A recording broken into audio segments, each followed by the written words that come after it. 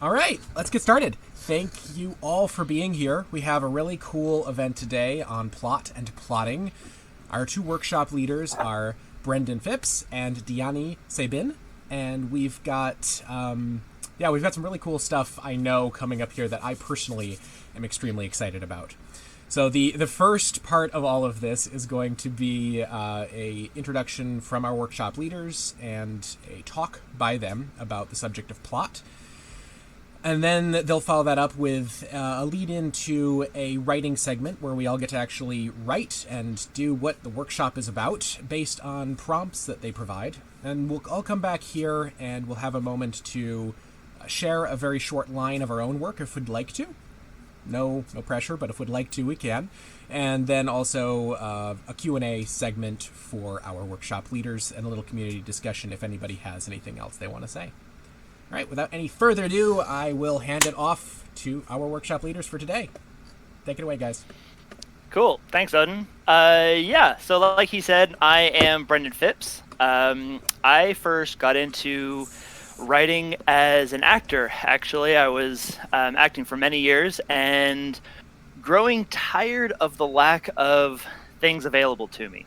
Part of that was because I was in a town of 10,000 people. But just kind of tired of, not getting cast in the roles I wanted, not even having them available to me. And so I finally just kind of got fed up with it and said, you know what, screw this. I'm going to just write my own script. I'm going to cast myself as the lead, which those were terrible because you can't write yourself as the lead and have it be okay. It doesn't work. But kind of just started the ball rolling that way. I then got into doing more film stuff with actually Carson here. He and I did a lot of film stuff down in LA, writing and directing our own stuff. And finally just kind of started wanting to expand a little bit. My dad is a novelist. It does a lot of murder mystery books, and just kind of he and I one day we wanted to try each other's writing styles. So I tried to pick up some prose and he tried to pick up some screenwriting. And just kind of got hooked from there. I've been doing it ever since. This is coming on 10, 12 years or so now of having done this. So yeah, it's kind of fun doing it in a whole community now. I haven't had a whole community set up like this until Odin brought me into this little group here, which is kind of fun. But yeah, that's pretty much all about me. Cool. Hi, I'm Dyani. I'm the other half of this dynamic duo. I am first and foremost a science journalist. So most of my work thus far is in nonfiction, which is kind of a funny way to start coming at plots, given that I spent a lot of time at what actually happened? And it's sometimes an excellent story, and sometimes it's like the most boring thing you've ever heard, and as a journalist you still have to make it sound interesting. And after working freelance for a few years, I moved out of New York, and basically that's you freelance as a journalist if you're not living in New York. And I decided that I was burned out and tired, and I had started writing a novel in my spare time. And now I am, very close to finishing my MFA. Good Lord. A few more months and I'll be done.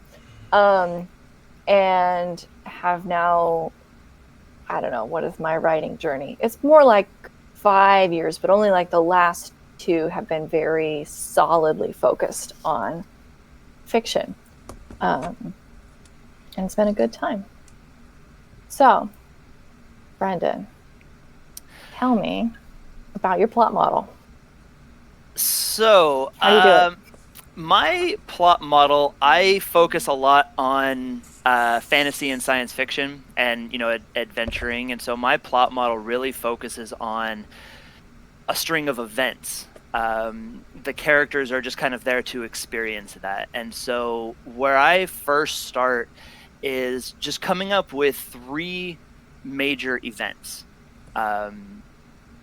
and we'll go into this a little bit later, a little bit more exactly, but the kind of bare bones of it is I just take those, 3 core events and then create, take point A and point B, create 3 smaller events that segue into those 2, and then point B to point C and create 3 events that segue into those, in between those 2 points. And by just kind of filing down, getting to little smaller and smaller things, I find my script has almost written itself, or my book has even almost written itself through plotting, just filing down to the tiniest of points. There's one, and Dyani and I have gotten into this. I've written I had a 20-page little short story that I wrote for a book that a couple of us wrote for. And that one 20-page story, I had a 5.5-page outline for it, because I broke it down all the way down to plot points of he slaps this person. Like I was getting so into little details with it. Dyani's already shaking her head because she can't. I'm gonna lose it. She hates my plot style. I focus on those events, and then I create a character, both protagonist and antagonist, that feed into those, and so we can experience from his point of view, but my first focus is what's going on in the world. And I know Dyani's already... Yeah, I'm just gonna join, because do it. This is so opposite from how I work. If I try and make an outline, I will sit and I'll look at this beautiful outline and I'll be unable to write a single word. So I come at this from a really different perspective of I sit down and I start with a character. Like, if I know who my main character is and what it is that they are trying to get, and then ultimately what is going to happen, like, do they get it or do they not get it? Like, do we save the world or do we fail? Like, I know my end point, and I know about what I want the Act 1, and I'm going to use sort of the Act 1, Act 2, Act 3 structure for most of my, at least initial thinking of stories. I'll know what, like, the Act 1, like, what's the point of no return? And I will just start writing. I'll just go. I'll enter the world, basically bare bones. Here's a character. I know what the point of no return is, and I know vaguely how I want it to end. And I'm just gonna explore and learn about the story with basically this only as my plotting structure. Which is, and then the secret of this is that, like, you get to after your point of no return, and then you're like, okay, well, now what happens? And you have to kind of figure out what the next point of no return is, and struggle your way through to there, and then you find what's the one in Act 3, and then all of a sudden you're done. I can't even. Well, okay, so one thing we've done for you guys is we have actually taken Star Wars A New Hope, and we have broken it down using each one of our plot models. And so you can kind of see, we took this, knowing that most everyone has seen or at least knows A New Hope. So you can actually recognize the different things that we're going. Do you want to go first, Dyani, or you want me to do mine? I can go first. Or I can let's let you go first. I have to open my file. Okay, yeah, I've got mine right here. So if I'm looking at A New Hope, my main 3 events that I'm going to be kind of creating is going to be the destruction of Alderaan, the death of Obi-Wan, and then the destruction of the Death Star. And those are going to be my 3 major events that happen in this world that I'm working in. Now, we're just going to start breaking it down then. So between the destruction of Alderaan and the death of Obi-Wan, I need to make 3 different smaller events that tie those together. In that movie, it would be whoever my main characters ultimately will be arrive at the destruction of the planet. They discover the Death Star and get trapped by it, and then you discover Princess Leia while trying to figure out how to escape. then from the death of Obi-Wan to the destruction of the Death Star, breaking that down, I would make it be the reuniting with the rebels and Han leaving. Then you've got everyone trying to make a run at the Death Star to try to destroy it, but everyone getting killed. And then Luke uses the Force for the first time in that scene, more than, practicing with his lightsaber, but really using the Force while trying to aim his turret there. Now, once I have these kind of major events and kind of a string of things that go along with it, now I got to create a character that helps view this series of events. Obviously, in this case, I'm going to go with Luke. Now my next step is going to be creating, how does my main character relate to each one of the three major events? Because you have to have them have some connection to your major events, whether directly or indirectly. So mine would be, with the destruction of Alderaan, is very indirect to Luke's story. It's more about establishing, Tarkin and Darth Vader as the villains by doing this such an atrocious war crime. Then 2 and 3 are really direct towards Luke, with 1, the death of his mentor, and then 2, he's the cause of the destruction of the Death Star at the end.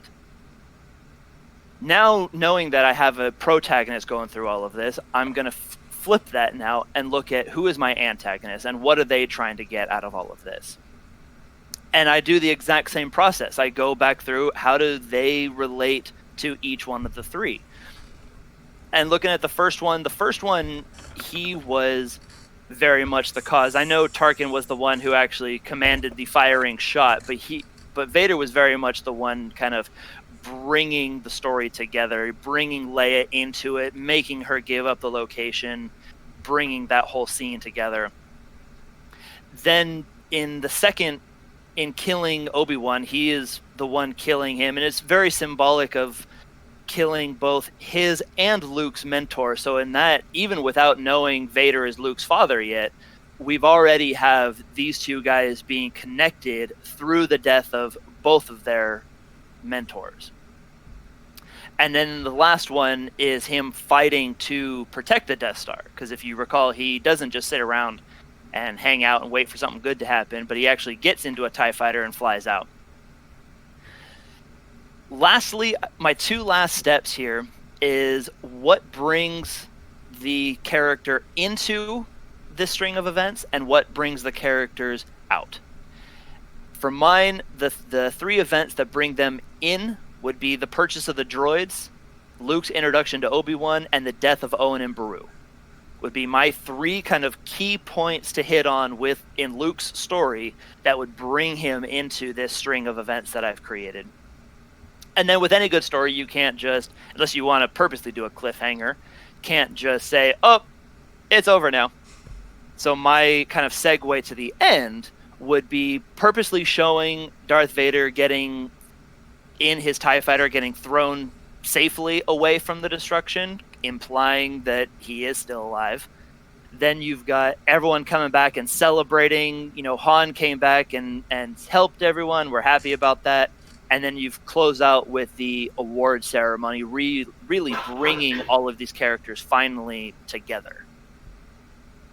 And that would be kind of how I would, if I were mapping out A New Hope as a writer, would be my process. But Dyani, what's yours? Yeah, well, I think that's really interesting because, hilariously, for me, I have much of the destruction of Alderaan for me is like that point of no return. Like if I'm going into writing the story, I know that's like the one event that I know is actually going to happen. But for me, when I am sitting down to write A New Hope, because everything I'm doing is really focused on character, and I'm going to quibble with George Lucas a little bit because he and I clearly have different ideas of what this film is set up to be.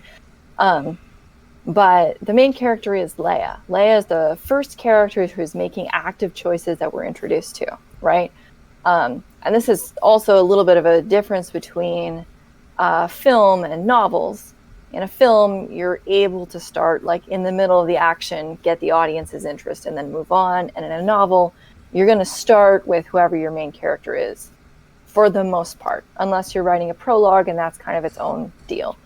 But for me, as a writer, I'm starting with Leia. Leia is my point of focus character. She's interesting. She's the senator who's in the middle of trying to overthrow a fascist regime from the inside. She's got this secret information, and she has clearly messed up somehow.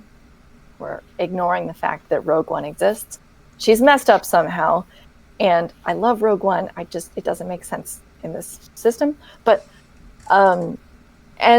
she's being boarded, and the plans are going to be taken, and so she essentially begins what I call it's a try-fail sequence. And this is something that Tobias Vikel, who is one of the mentors at my MFA, likes to talk about a lot. Of when you have character-plotted stories, essentially you have multiple sequences of the character is presented with a problem, and they try to solve it, but they fail. And they're going to keep trying and keep failing until, they have learned something or they have suffered so much from their own hubris that the story ends. So Leia sends the droids off to Alderaan, and this begins her essentially try-fail sequence. She has done the thing that she can, and now she's going to prison, right? She is in the middle of the most secure Imperial facilities, and there is literally nothing else she can do. As a writer, this is a questionable decision because your main character is now stuck in a giant prison, and so you have to switch focus, and we follow the droids. Like, we're literally following the message as it is trying to get to Obi-Wan, who can help Leia. This is her decision, find Obi-Wan. And so in this, for me, the sequence of like the droids trundling along, Luke, chasing after them through the desert. Obi-Wan knocks out Luke. Obi-Wan is like, shows Luke the message. All of this is leading up to Obi-Wan being like, Luke, you need to come and help me. You've got to get involved outside your world. Like, this is the next step. I need your help. Luke refusing. You kill Owen and Beru. And then, interestingly, George Lucas flashes to the villain cam, where we see Leia returning to the main fold as these heroes are essentially failing to come rescue her, and she's being tortured for information. You kind of learn that Leia as a character is like, she's very much in control of her environment, of herself. Like, her story is one of practicing as much control as possible. And then we flash back. We meet Han, who is important in A New Hope specifically because he is the foil to Leia. He is your rogue. He's shooting first and asking questions later. He's very motivated by money instead of Leia's kind of noble principles. And now we begin the sequence of trying to get them to Alderaan. We flash back to Leia, and now that we know there's help on the way, things are looking up. But sorry, Leia has still made a lot of really bad choices, and this is the end of Alderaan. And now, as a writer, I'm sitting there like, well, great, what the fuck do I do now? And so you begin the second try-fail sequence. This is everyone else discovering the ruins of Alderaan, being like, oh god, now we're trapped on this space station. I guess we're gonna have to like sneak around, and we get the trash compactor scene, and we get Han trying to talk to the Imperial guards on the radio and losing his cool. And all through all of this, you see Leia and Han essentially as opposites here. This is an interesting try-fail sequence because it's showing you something new about your main character, right? She is learning to go with the flow. She's really messed up. She has to solve this problem somehow. So she has to work with what she's been given, which is a disaster. And because of this series of disasters, Obi-Wan, the person that she trusted to save her, dies. and she has to run off with this little scraggly group of rebels and solve her problem somehow. And for me as a writer, this is about what I think Act 3 is. You've raised the stakes up considerably. You've got a ton more problems in the works. And essentially you've got your main character with her back to the wall, and you kind of have to see, like, what are they made of? And in this case, in A New Hope, Leia's decision is to stay with the rebel base, even though she knows that the Empire is coming with a weapon that will destroy the planet that they're sitting on. There's no way out for her. It's an interesting choice if you look at her opening the series off-planet, safe from the destruction of her homeland, able to only witness what happens, to then choosing to, instead of being off in a ship flying around, she is physically on site with her people.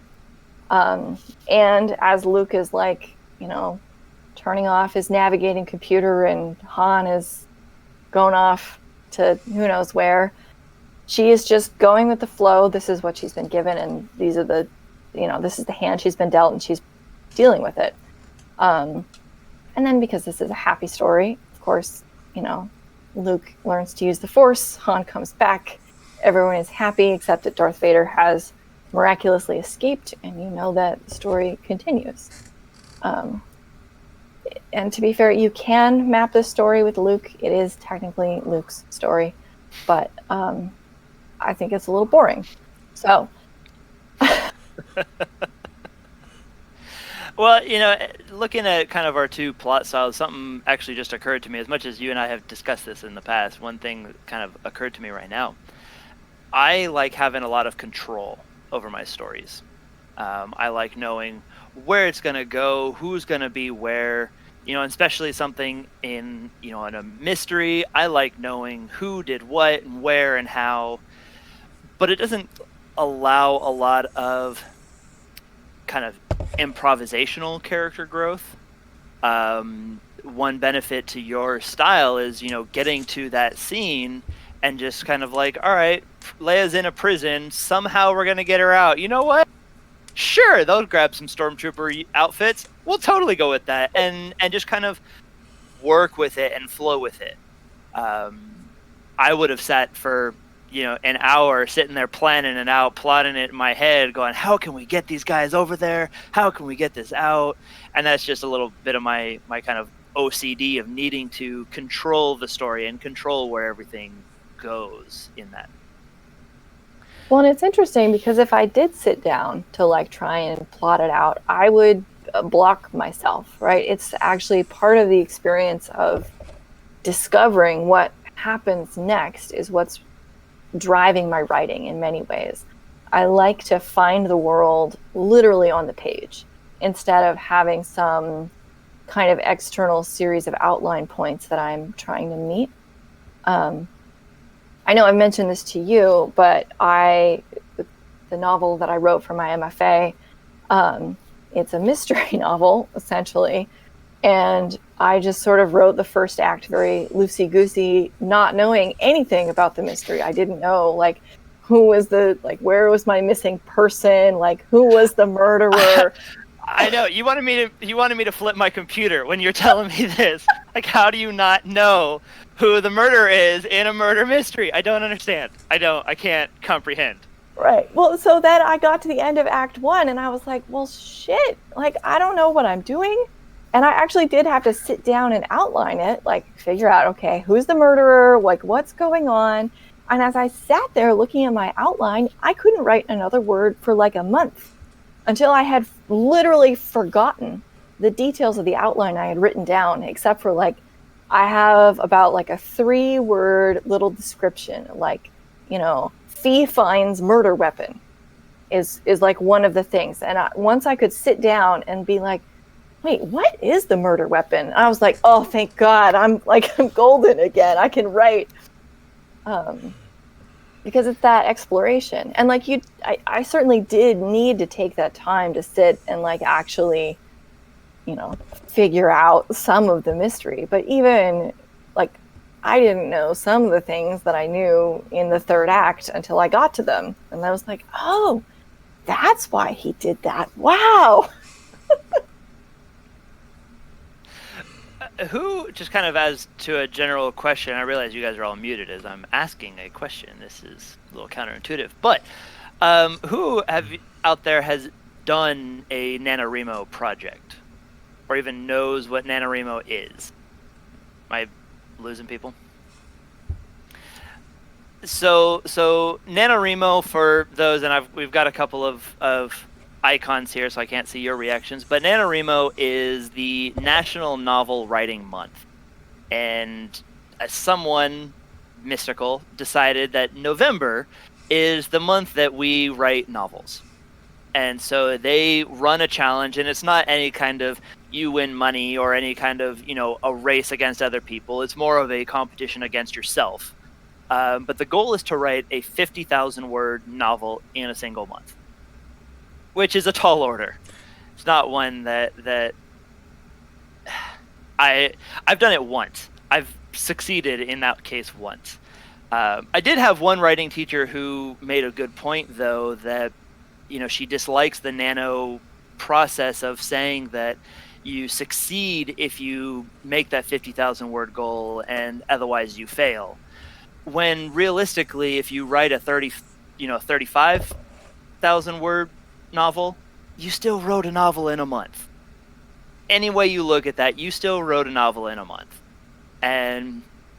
But one of the things that NaNoWriMo really brings out, and they talk about this, and there's big, huge, long forums about it, is the difference between a plotter and a pantser. And the plotter is the guy who sits there in the month of October and, like me, sits there and writes a detailed outline. And then the pantser is Dyani here, who says, I have got an idea, let's just make shit up. And it's one that, in the discussions that we've had between the two of us, it's really hard to flip. Once you're set into a style, it's really hard to flip, because we've talked about doing each other's styles, and both of us just get into this mental block that we can't escape from. Because I sit there, I try and pants it, and I don't know where my characters are going, and I flounder on the page, and I don't know what to do or where to go.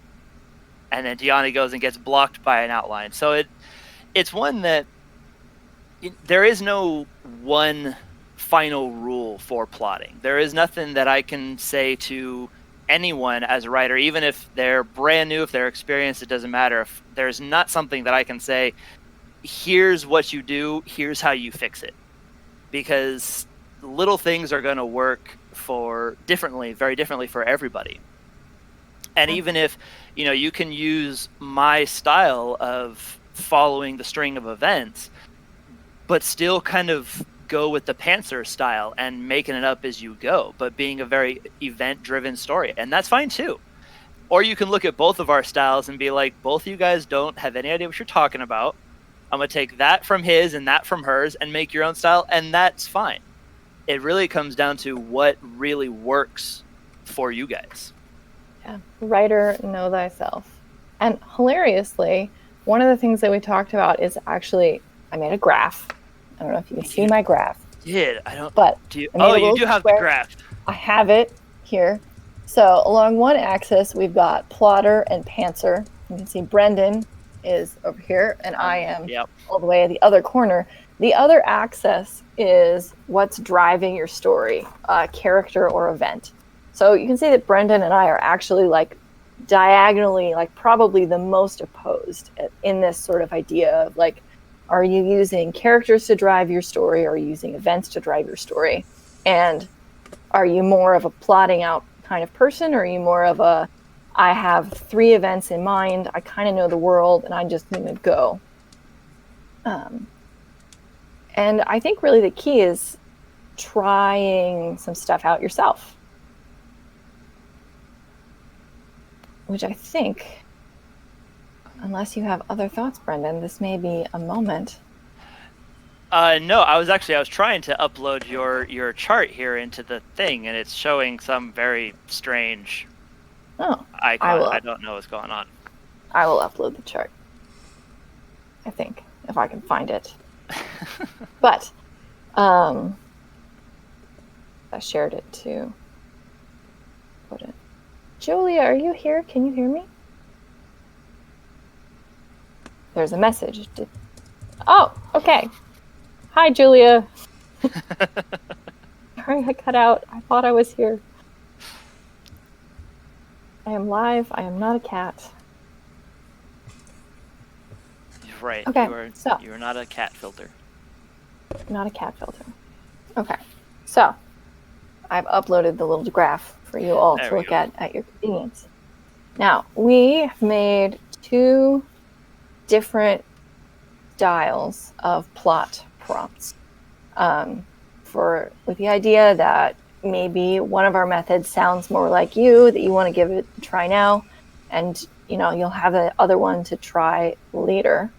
So there are 9 points on each of these plot prompts. You get about 4 minutes per prompt, and by the end of it, you should have a whole story. You're not necessarily working in chronological order. Brendon, we will have to talk about beginnings, maybe afterwards. But yeah, okay. So hold on. my issue with beginnings, and the main reason why she's making fun of me for it. Everyone wants the beginning of their story to be amazing and perfect, and there's a lot of pressure on novels in particular that that first little bit's really got to hook your writer and really got to pull them in, because unlike a film, we don't get to just jump straight into the action. We have to actually get the writers hooked into wanting to read the story and wanting to put in the a few weeks to a month commitment that it takes to read the novel. Well, I usually leave my beginning, my introduction, even the entire first chapter, for much later in my project, because I will get hung up on wanting to create such the perfect introduction scene that I won't write anything else. I'll get so stuck on trying to do that one scene so perfectly that I can't even, it blocks me for the rest of the project. And so what I'll do is I'll skip to, chapter 2, and I'll start writing from there and be able to then really get my story going, because it doesn't, at that point, I don't need that, I gotta hook the guy in. Presumably at that point, they're already committed to reading my novel. And so I'm already building this world, I'm already writing characters in. I'll then go back and write my first chapter and really be able to now spend time knowing who my characters are, knowing the world, knowing where this is all going to go, be able to write a introduction scene or an introduction chapter that I feel really pulls people into the rest of my story. I know Dyani likes kind of... Yeah, I just want to go. And this doesn't, I'm just going to get into the world. And usually it's because I have such a strong sense of the character that I know, what is the moment that the character's life changes, right? This is where the story begins, this is the thing that's going to change everything. And this is we're starting around that event. So that's where the story starts. And because I know who the character is and I know what's going to change them, it's pretty easy to say, I know exactly where to start. This does not mean that I don't go back at the end and rewrite that opening scene a million times, because I do. But I think because the pantsing plot style is a lot more of going back and forth. I'll write 2 or 3 chapters ahead, and then I'll realize that I'm stuck, and I'll scroll back and I'll find something in chapter 4 and be oh, that's great. And then I'll start weaving it through. And then I'll get to the point where I was stuck and oh, but now I know that I'm losing this thing from chapter 4, and that's how I keep going. And because of this kind of is the computer thing, you're doing iterations essentially of starting and stopping and starting and stopping and moving slightly farther each time. that I kind of accept that there's a lot of revision that's happening in live time, and so the opening doesn't tend to cause as much block, a similar amount of existential angst, but I'm not frozen quite so much. Well, so let's kind of jump over into our plots here. So in the roundtable chat, I posted, we broke them down into 9 plot points with the knowledge and the in theory that once you complete all 9, you will have a plot. You will have a plot to a new story and be able to then kind of go from there. The other way you can kind of tackle these plots, because I know there was some comment about this in one of the chats. Someone was complaining that they had gotten partway through their story and had no idea how to continue. My best advice for that would be to take a step back and kind of look at the bones of your story. And whether you use my plot style or Dyani's or a whole nother plot style, but kind of take back away from your project and look at what you have so far and how does that plug into your kind of plot style and where does it want to go. And in Dyani's pantsing style, she made a good point actually the other day, of because I get thoroughly lost when I think about trying to pants it, but hers was at the end of Act 1 and Act 2 having a moment where you just stop and reevaluate what you have had so far and continuing on from there. And that's another good way of doing it. And stopping, reread what you've already written.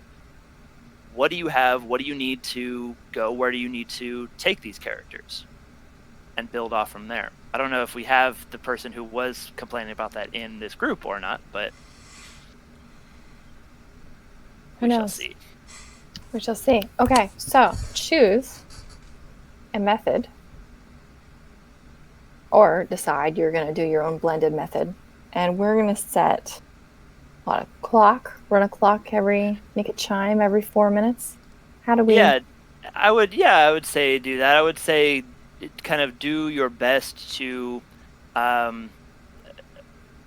focus on one bullet point at a time, whether or not you follow it to the first, the second, the third, but kind of in each one of these little 4 or 5 minute segments that we've kind of paired up, focus on one of those bullet points at a time, and then as we move forward, we'll move on to other ones. So let's. Odin, there is not a little clock in here, is there? There is not a little clock, but what we'll do is I'll give everybody... everybody can keep track of their own segmented time. So just trying to keep yourself following along the 4 minute chunks that they want. Well, that works. And then we'll be going until about 15 to 20 after the next hour for our workshop. So it gives you kind of a length of time to check up on. I will give you a probably like a 5 minute warning when we're getting towards the very, very end there. Cool. Well, we will see you guys in a little bit then. Good luck. Happy writing, everyone. Happy writing. Well, that was a lot of fun. How's everybody feel with their cool new plots? That's all right. That's all right. You still have a plot in 40 something minutes. Does anybody want to share? I will go. So I was brave and daring. Tried Dyani's plot structure, which, God, I just fought the keyboard the entire way through.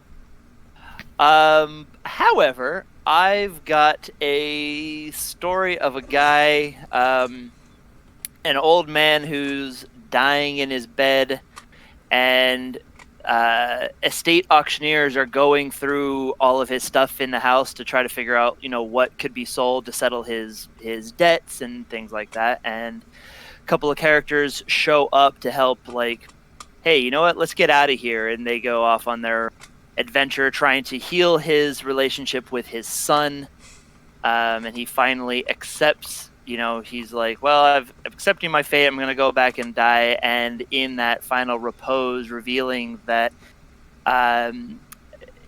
he was effectively comatose the whole time, and those people who had helped him escaped. He was a writer, and those were his characters that he had written throughout the years. As now the people who are going through his things are like, oh, what is this book? I forget that, and kind of tossing it aside and naming off the characters that we had just kind of all been with. You're not allowed to make me cry after that introduction.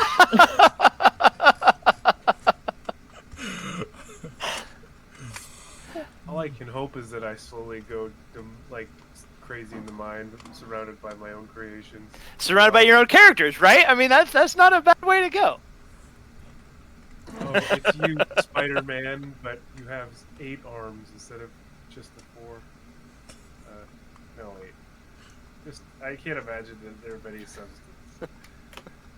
I die surrounded by, hey, it's Harry Potter, but he's slightly cooler, and I wrote him when I was in high school.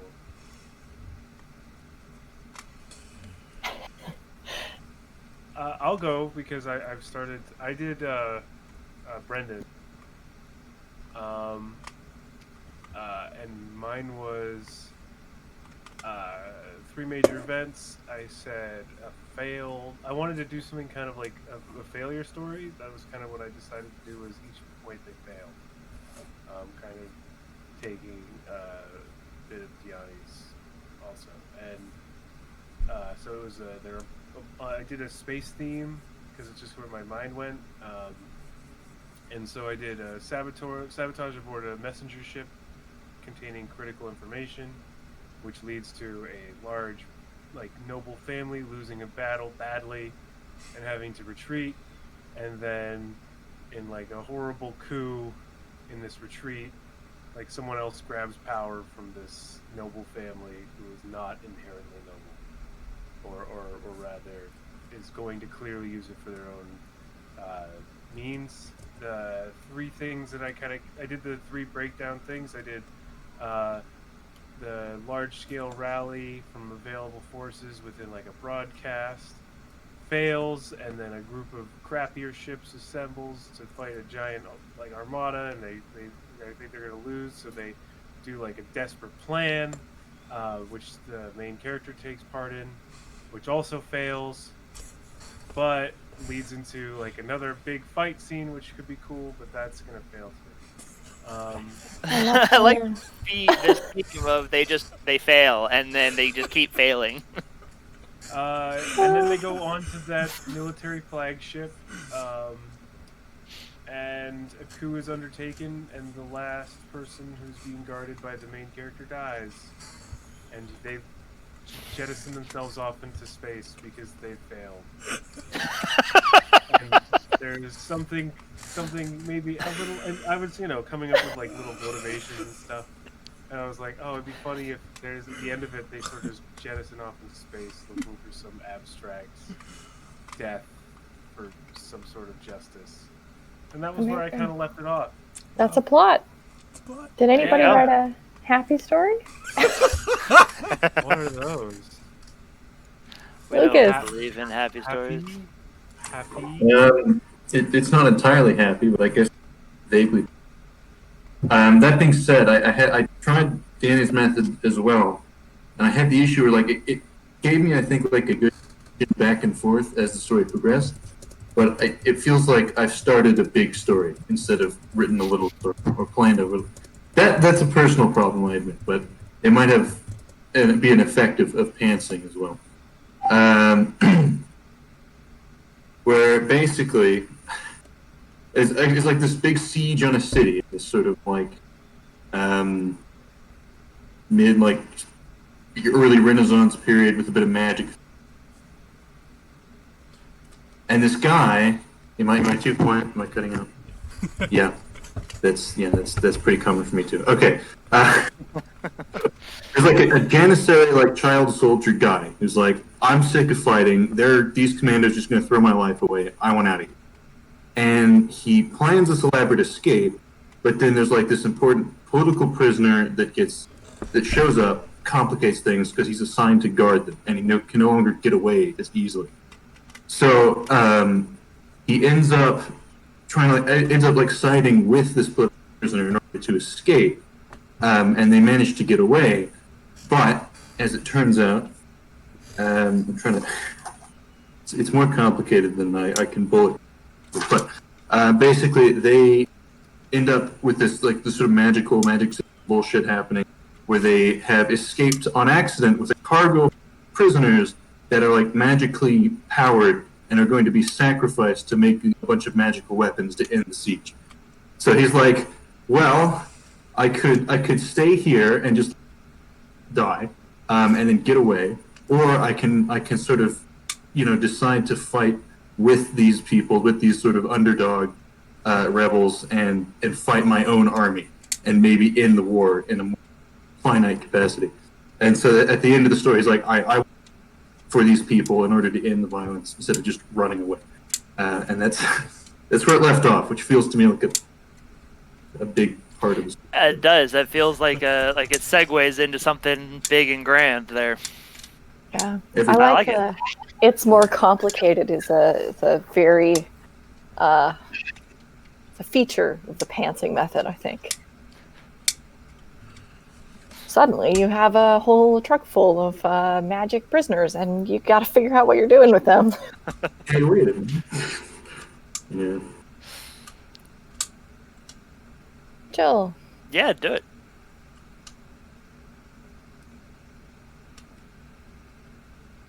Okay, Hey, there we go. I think I unmuted myself. I'm new to the Discord video. So, like Dyani, I'm a dedicated character-driven pantser. So I decided to try Brendon's method, Hey. and it was very painful, and I hated it every second. But I decided to use it on a story that I'm kind of already working on to see if it would reframe anything that I was already trying to do, and it did. Oh, hey, there you go. Which was really nice. I was actually able to get several little events that did not have to do with my main antagonist and protagonist. So I was really excited to have these little touch points of things that happen to other people, because I've spent so much time hanging out with my protagonist and antagonist. So I will admit that there are some benefits, but I'm gonna go right back to pantsing. That's totally fine. Yeah. But this is it's a screenplay that Dyani knows all about. But it's a historical fiction. What if Kate Bender of the serial killer Bender family and Mary Ingalls of the Laura Ingalls Wilder family were BFFs because they were in Kansas at the same time. Oh my god. Well, Brendon, I'm going to have to personally thank you, because I've been trying to get Rachel to get me a draft of this story for 6 months. So if this speeds things up. Get away from me with the cannon stick. Little House and the Serial Killer. I like it. Anybody else? What about you, Odin? Or Carson? There you go. I see a hand there.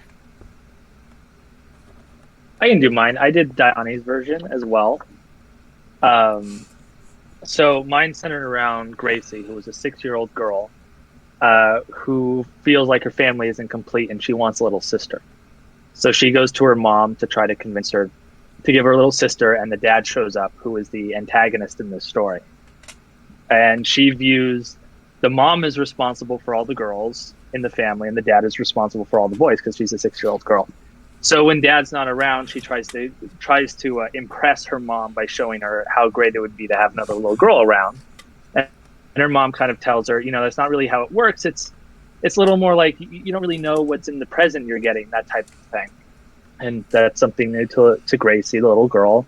So she does, of course, what you do when it comes to present. She goes and visits, Mall Santa to tell him what she wants for Christmas, which doesn't work either. The mall Santa isn't really thrilled about promising the little sister, and they get in a fight. But the conclusion she comes to is she has to do this herself. It's not something she can convince other people to do. She has to build herself a little sister. So she finds like empty bottles and all sorts of that and kind of constructs a little sister doll. And this is where I kind of diverge from Dyani's version, where it doesn't really succeed directly, but it kind of fails that this thing doesn't move, it doesn't come to life, but then the dad sees it and comes over to play with her and kind of brings it to life. And kind of through that, the sort of inner problem she solves at the end is like seeing the dad as kind of the completion of the family that she wasn't really close to at the beginning. And so that's kind of how that all resolves. I like it. And it's one of my mentors, Tobias, who I steal the try-fail thing. He talks a lot about there's a difference between what a character wants and what a character needs. And I think that's a really great illustration of like, yeah, I mean, she doesn't succeed at bringing the little sister to life, but she gets what she needs there at the end. Yeah, she succeeds at kind of completing the family unit. Yeah. Really like that. I like it. Yeah. I also tried your method, Brendon, because I said I was going to. And it was terrible. I looked at the events section for about 10 minutes without writing anything. Oh, Catherine, I see that you had unmuted yourself.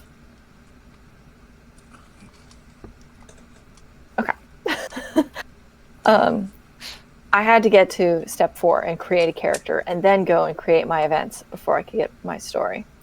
But I did actually write a story about a girl who works at a garden center that's hit by an asteroid, and she spreads a parasitic alien bug to the rest of the world by accidentally allowing them to escape on the garden center mailing trucks because she just does not get paid enough to worry about the weird bugs in the garden center. Nice. I love the minimum wage problem. The attitude of I don't get paid enough for this shit. I don't care. Just let it happen. That's awesome. What are your problems? One of them is capitalism. I don't know exactly how to work that into a plot outline. Right. Is the primary antagonist is I don't make enough money. Yeah, jump in there, Captain. You guys okay? You're a little quiet. Maybe if you come a little closer to your mic, it might work. Okay. I am using headphones, so that should... Oh, hey, you're coming in a lot better now. Yeah. Lot Okay, better. cool. So first of all, I'll say I'm really nervous to share this because I think my perfectionism comes out and I don't like sharing outlines with people until I don't like sharing it till the story's done. Yeah, I feel that. So I'm going to step out of my comfort zone and do this. I tried Dyani's method. What I came up with was I have a character who basically wants to change the world, wants to make it a better place. And she gets this job at this organization that she thinks is her dream job. And she realizes pretty quickly that there's a lot of problems within the organization, and they're changing the world in this one particular area, but they're very narrow-minded, and there's all these other aspects of the world that they're kind of making worse by their operating procedures. And then she thinks, okay, maybe they're just ignorant. Maybe I'm going to try to suggest new ways of operating. And then it gets worse because she realizes that they're basically just a pawn because it's a nonprofit, and they have these big donors, and the donors are basically controlling their every move. And the donors don't really have very good motivations. They're kind of using this nonprofit to make themselves look good. And so she's like, okay, I can't change this. I don't want to be part of this anymore. And so she's all set to quit. And then she has a medical emergency happen. She falls and breaks some bones or something. And health insurance doesn't cover it. They find a way to not have to do it. And so she feels trapped, and she feels like she has to keep working at this job. But then she finds this loophole that she realizes if she quits in the same month that the accident happened, she can jump on Medicaid because Medicaid's retroactive for a month, and she can move back home and live with her aunt and just like work very part-time helping in her aunt's sewing store and like fabric store and scrape by long enough to get Medicaid to cover these bills. And so it's sort of a failure because she had wanted to like go out in the world and do big things and great things, and now she's like back with her family. And this is where I feel like the pantsing method is really interesting, because I just randomly picked sewing store, I think because I had to go to a sewing store the other day to get thread. And I hadn't been in one in years, but it just popped into my mind. And then I just randomly thought about how, like, I automatically assumed it was her aunt's store because there's a stereotype that only women are going to be into sewing. And I was like, I don't really like that. And so then I thought, okay, what if she has this little cousin? He's a little boy and he loves sewing and he's, terrified to let anyone know and feels stigmatized and everything. And she sort of helps reduce the stigma for him and is supportive to him and stuff. And then I had gone on, I think, so then I ended up having her like decide to become a consultant. Like, so she realizes that she's been trying to change these large systems, and she's like, okay, I'm going to just start out on my own and be a consultant instead. And that succeeds, and that's the end of the story. But I actually liked the part about the little cousin the best. And so I sort of feel like cutting it down, because one of the problems I ran into is feeling like this is like too big a story and I want to write like a short story out of it. And so I was like, maybe if I had it end with her helping this one individual, and so like making the world better in a very small way. And so I would end it there. And I'm not sure exactly where I would start it, but I think I might start it a little later than I had initially planned. So that's what I came up with.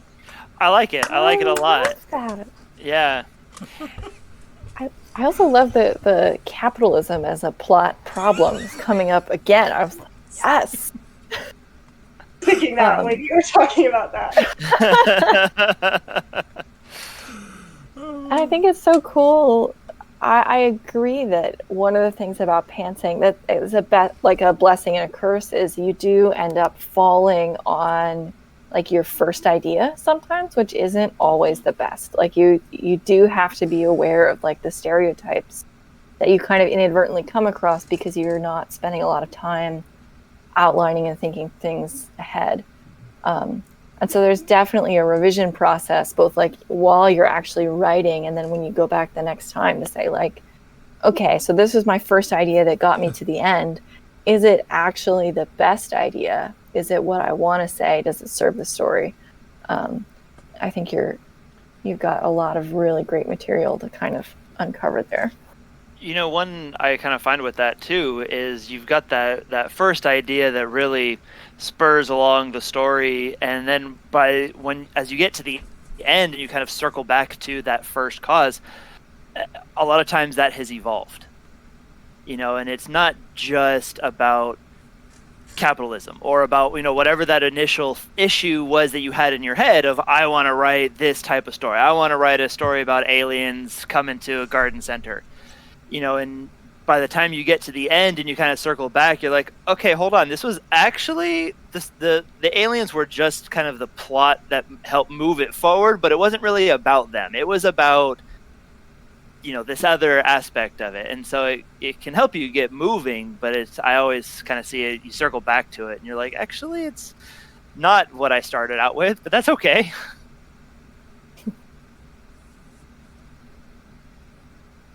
About our glorious leader here? Were you just sitting there twiddling your thumbs? Or are you being productive? Having an absolute blast getting all of these stories here. I love hearing what everybody's saying. I did do one. I'm actually gonna share it. I'm just gonna throw it up in the chat. There's an image for anyone who wants to take a look. And I did Brendon's method because I actually usually do Dyani's method, where I like following the story as it goes, just kind of through. but taking it from this perspective where I'm actually top-down structuring it, it was really interesting exercise and very different than what I'd normally done. What was fun is I had time to write that, and then I actually had time to write as if I, just sitting down to write the story. And I was realizing, well, I'm actually still using the method that Dyani is describing here, where I'm going through and just pantsing the story as I'm writing it. But I know exactly where I'm headed. I know for sure that they have to see this one storage locker in this scene in order for it to appear in the 5th plot point I have on the on the little spreadsheet thing you do. I can speak words. I am a writer. So that was really fun for me, getting to actually see both in practice and how they can blend together. So yeah. They do a lot of times blend very nicely. I'm kind of like you, Odin. There will be times when I'll be writing a scene and I know because of these my plot points, I'll know where I'm trying to get to. And so sometimes I'll make some stuff up and have to then adjust my outline along the way. I can't do the 100% pantser method. I've tried in the past, and I end up throwing in like 8 different Chekhov's guns into the story that I then never touch back on ever. I'm like, here's this really cool magic item for you, fantasy character. We're just gonna ignore that now. We don't care about that anymore. And I'll reread through it and go, what was I doing?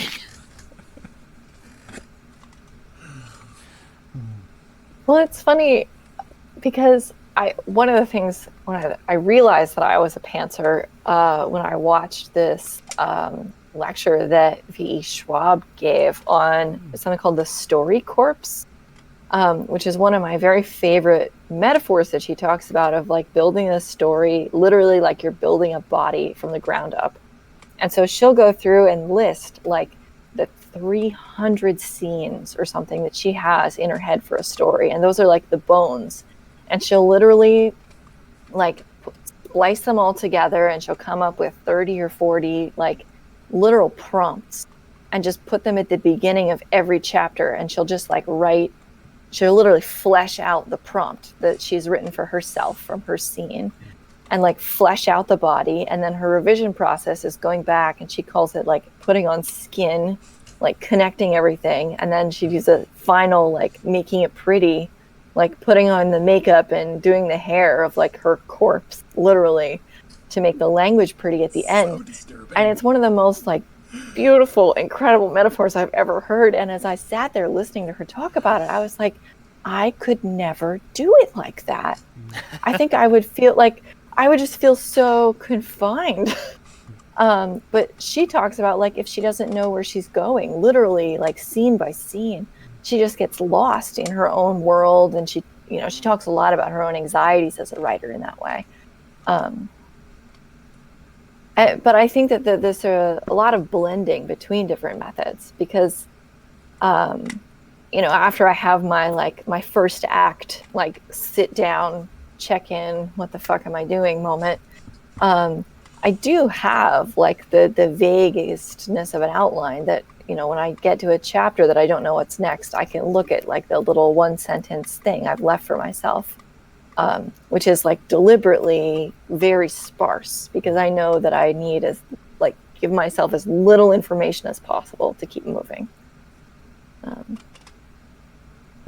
So coming originally from, Lucas, do you have a question there? I wasn't sure if we do like doing the Q&A again or yeah, let's totally. do it. Yeah, do it. Go ahead. Well, you're talking about the like blending of it to. Am I cutting out? Yeah, you're cutting out a little bit. One day, this computer will pick up my own. Okay, so the question I was wondering was like, when you say blending it together, is it like, when I think of it as like different stages of the, I think pantsing versus planning tends to come out in my approach more or less during each stage. Like the very beginning of the idea, I have to have some idea, and that has to generate, frankly, pantsing, if you will. And then I'm like, okay, now that I have this, I can plan it out. But I can't plan out everything. I get bored and restricted, and everything starts to fall apart. So then there's like within each scene there, and I go back to the plan, I do it again, and I that if it's just that balance between people, like which one they like the more, or which stage they plan versus which stage. I don't know about that. Yeah, a little bit, and that's actually you've got a pretty good example of meshing those two sides. If you were to go 100% plotter, like I do at times, I go and I will just write down such detailed plot points that when I'm writing, I'm not straying anywhere. I'm just going A to B to C to D. But and I know that doesn't work for everyone. It doesn't work for me all the time either. And that's the other kind of part of it is there are definitely stories that I write that I need to let them breathe. I need to let them do their thing. And so I'll have more, chapter by chapter level of plotting. So I know kind of generally where I'm going, but then just let the characters freeform. The kind of far other end of that, the full pantsing, is like you say, of you have that one sentence, that one line example that then you just go. That's one thing my dad will do. My dad is a hardcore pantser, and he just starts writing, and I'll read his stuff. I'm like, wait, where did this random character come from? He's like, well, I needed someone to shoot the main guy, so I created him. I'm like, but how? What? I don't understand how you just throw these characters randomly in here. He's like, yeah, I needed someone to do that. And that's how he rolls. He gets this one, my dad writes like a thesis statement. And that is what his book is about. And it's this, 3-sentence little paragraph. This is what the story is about. And then he just goes. And he can always revert back to that little paragraph to kind of check in. Am I still being true to this thesis? Cool. And then he just keeps going. I actually do that. I have like I call it writing a love letter to the work in progress. Where I sit down and I actually write like all of my hopes and dreams for the story, especially for a novel, which is something I'm going to work on for like a year, right? Like if I sit down and I'm like, these are all of the things that I hope by the end of the story, this story looks like. And when I get stuck or when I feel like really awful about it, I'll just like go back and look at like, these are all of the things that I dream that this project can be. And that kind of like settles me back in like, this is what I was trying to say. And even if by the end of the story, it wasn't exactly what I was trying to say, like having that like kind of driving concept, like the meta thing beneath the story, helps focus where I'm going. I also weirdly write a lot of stories. I'll have a dream about a world. And like I'll have a very vivid image, literally I wake up from a dream, and like that is something that like inevitably is going to happen, and like I know that that's one of like the places where a lot of the world building gets pulled from. Like this Gladiator novel for my MFA project, the thing that I did for the MFA, the image that I had was literally this woman, like there's a storm coming, she lives in the desert, and she's covered in scars, and she gets into this empty ceramic bathtub and just lies there and waits for the poison rain to come. And she's like just there waiting to die, and then she doesn't. And like I woke up and I was like, holy shit, like what is this? And that's the moment I wrote the entire story towards. What that meant, like at some point, like this was a character who was super depressed and this is a suicide attempt. In other, like the current rendition of the novel, this is like someone has tried to kill her and she's trying to make her death as like much of a public statement as possible, kind of things. Like how it's framed has changed a lot, but the actual sequence of events and like the world that had to happen to create that image, just like drove the whole story.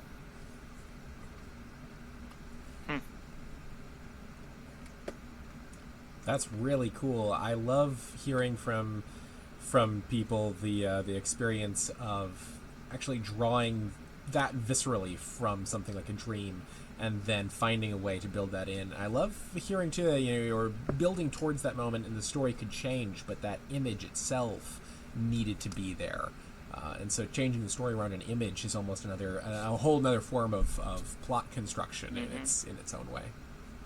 Yeah. Well, I tried to take it out at one point. I was like, the only way I could frame this as a suicide attempt, it doesn't make sense. I'm taking it out. And then I floundered for like a month. Huh? And I was just like, okay, I guess if I put it back in there, and I could start writing again. Writing is weird, guys. Does anybody... Oh, yeah. Go ahead. Yeah. Rachel. I have a question for you guys. I'm curious as to whether you think your different approaches towards plot impact how you approach rewrites and edits. Because I know for myself, I feel like my biggest struggle with rewriting is because I'm so character driven. If I go to try and fix a scene, the scene is completely different by the end, and then I have to rewrite everything else because I've completely changed the trajectory of what I'm trying to do. I don't know if there's you feel like, approaching it as a plotter avoids that, or if you feel less able to rewrite, or Dyani, how do you not do what that is? As someone who hates editing and rewriting, I hate that stage of it. But one thing that I will do, I will actually kind of adopt a much more pantsing method when it comes to doing my edits and my rewrites. Because one danger of plotting it all out, if you're not careful, is it can feel very dead and stiff. But, that gets me to my full story. I now have a full story, full world, beginning, middle, end, hero's journey nonsense. Then I can go back through and almost in a pantser character-driven way, kind of look at each scene and just go, what if I just let my characters go? Would they get to the same conclusion? And if they do, then great, and we can, let them wiggle around here or there.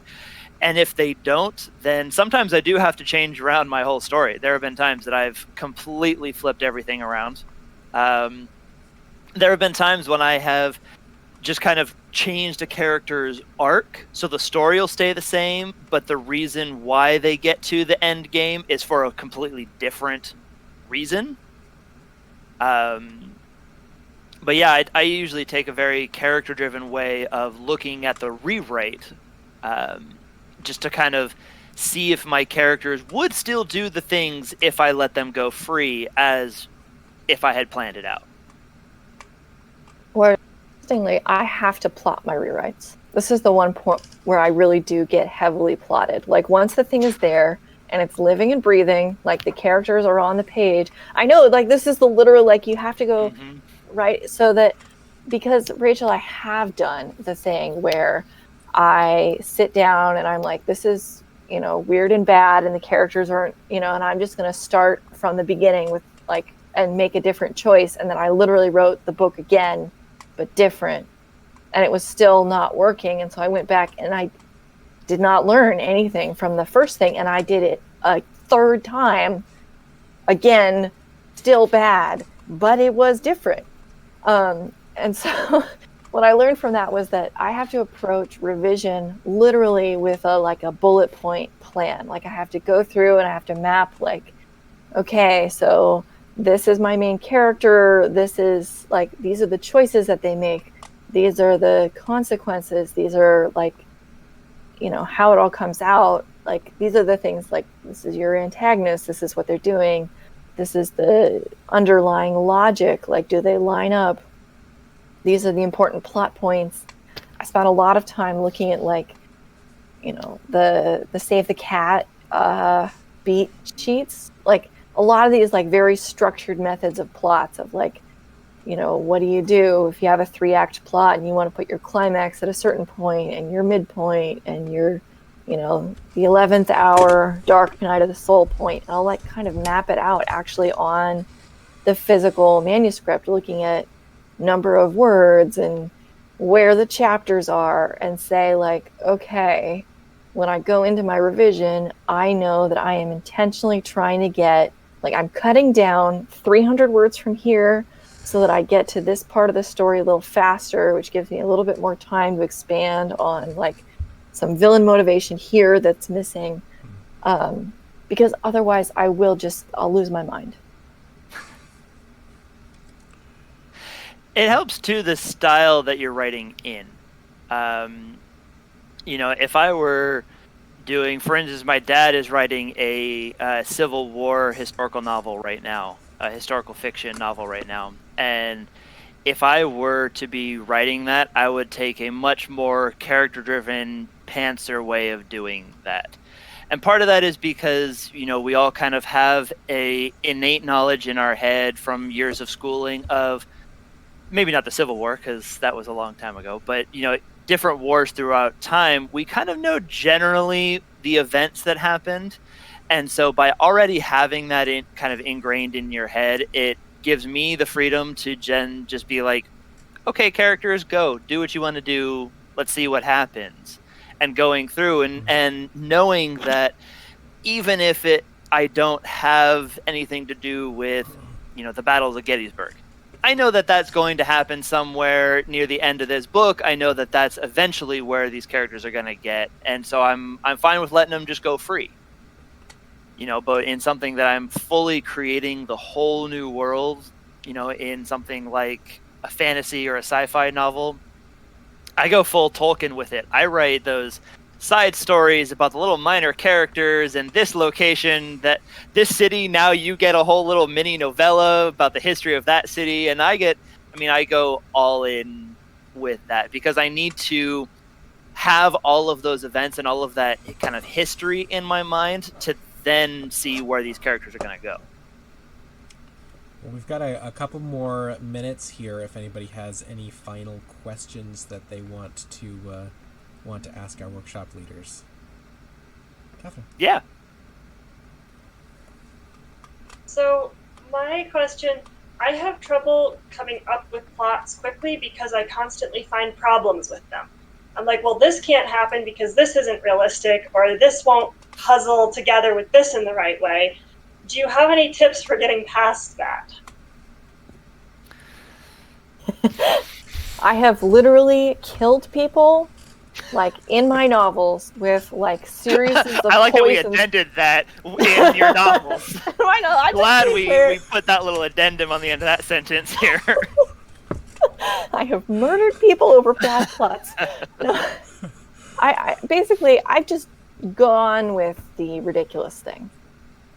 Like, I have a whole series of weeks in which I murdered a gladiator in an arena with a knife that is poison to one person and not poison to the other person, with no idea how that was going to work, or what the underlying world explanation would be, or how, like, did anyone care except for me? And I was just like, this is my only thought. If I am going to write forward at all, I'm just going to go with it. And then I texted my friend who is a chemist, and I was like, please help me. And she told me that I should go to therapy, and also you should put peanut butter on the blade. Right, like something like that. There was, if I did a couple of weird things, like, I'm writing in a fantasy world, I could fudge it this way and it would be close enough to real chemistry that it would work. And I don't know, this is sort of if you can let go of your editor brain, for me, while you're writing, you can always fix what's on the page. You can't fix what you haven't written. And this is sort of the mantra that I have for myself. This is kind of why I write the way I do, is because I can absolutely get caught in the cycle of overthinking and never writing anything down. So Google Keep is my friend. Google Keep is a little note taking app, but it works just as well on the computer as it does on a smartphone. Because one problem I'll run into is the same thing you do, Catherine, of writing these scenes together, or writing, even plotting them out, that don't make any sense together, or they're just really unrealistic, or have all these issues with them. But I will get so kind of attached to some of those scenes. I really like that character A killed that guy. It doesn't make sense, but I really like that it happened. What I'll do is I will cut it out of that story, and I'll put it down in my Google Keep. And then I can sit there, and then as I'm coming up with, my next story, I can just scroll through all these notes that I've got. And I was like, oh yeah, I've got that really cool murder scene I thought about. Throw that in there. That works for this movie a lot better than it did for the first one. And so I've just got to list this series of scenes and plot points and random characters and little bits and pieces that don't fully fit into the things that I've written so far, that I just save and keep until later, because for whatever reason I've become attached to these characters or to these particular scenes. The other thing I do is I take my partner on long walks, which means that I've attached him to my arm. And then I say, so I have this plot problem. Yep. And I just talk at him, and he's just stuck there, right? Like, we're on a walk, he doesn't have his phone. I have to pretend that he's listening to me. And and just saying it out loud to another person really helps. And bless him, he knows that this is something that I do and actually volunteers. But having someone who's willing to just sit there and rubber ducky it, this is what they call it in computer engineering. My partner is a mathematician. You literally stick a rubber ducky on your, next to your computer, and when you hit a thorny problem, you speak out loud to your rubber ducky. In this case, my partner, but it's a rubber ducky, and the rubber ducky helps. Always. So when Carson and I were writing a lot of stuff together, we wrote a lot of scripts together. One thing that we would do when he and I would get really stuck in whatever scene or plot issue, we would go and we'd play mini golf. And it just kind of took the pressure off, because now you're not stuck in a room trying to force yourself on the computer. It's got all this pressure that you need to write. Now we're just sitting there playing mini golf. You go, you know what? What if we did that? It doesn't work. That's a stupid idea. You know what? What if it is this instead? And it just completely, now it became fun again. And it just became this, we're focused on the game and just kind of spitballing these things. And by the time we were done playing mini golf, whatever, hour or so later, we would have our story back. And we'd have control of it again, because it was one that we got so stuck on the pressure of we have to write and it has to be right now. We're sitting in front of our computers, that we would get stuck and get trapped in that. I just like mini golf. That was fun. That's such a good That's idea. It's also true. I love It's also that. true. Well, it's the same kind of method of you taking a walk with your partner and, getting out of that sitting at your computer mentality and just sit there and throw things at that person. What bounces back? Yeah. I mean, now I think I need to take him to mini golf. I feel like I've been failing him, really. Well, let's segue off of that course. Ha! See what you did there. And let's bring it up for any short final questions that anyone has that they haven't had a chance to ask yet. If there's anything, I'll do the auctioneers. See, welcome, Kim. This is very helpful. Sorry, I'm late. It's very helpful. I'm glad it was helpful. Learned something. I had a couple of the same comments, actually. We lost two of the guys here. Dan and Spencer had to leave when we started doing our writing prompts, but both of them actually messaged me and said that they had learned some stuff, which is good. Glad to hear that our random methods actually help people. Well, this has been fantastic. Thank you, Brendon. Thank you, Dyani. You guys are fantastic. This was a blast. So for the future, going forwards into more workshops, this is something that RTW wants to do on a continuing basis, hopefully monthly. So keep your eyes open. We also have Monday morning write-ins where you can just show up. It's very informal, very fun. A lot of the same faces who are here will be there. And that's a great way to just interact with the community. And then we're looking at some larger projects in the coming year and a half, 2 years, that I think a lot of people who want to become long-term members will be very excited about. Hint, one of them is a literary journal that pulls in work from our community specifically and publishes it and promotes it. So let's see, any final words? Anyone who wants to actually lead one of these workshops? We're specifically a community-oriented community. So we want to actually have members of our broader community involved in the leadership. I know. Brendon is trying so hard right now. Keep a tally of how many times so you can hard. say community in one breath. I'm going to keep a little tally mark here. 6. All right. But yeah, if anybody has an idea for something that they want to lead, bring it to us. Bring it to me. Let me know. We'll find someone to pair you with, and we'll see if you guys can work out a cool little workshop together. Otherwise, just hang out in the community, have fun, and thank you so much for being here. Thanks for coming out, guys. Thank you.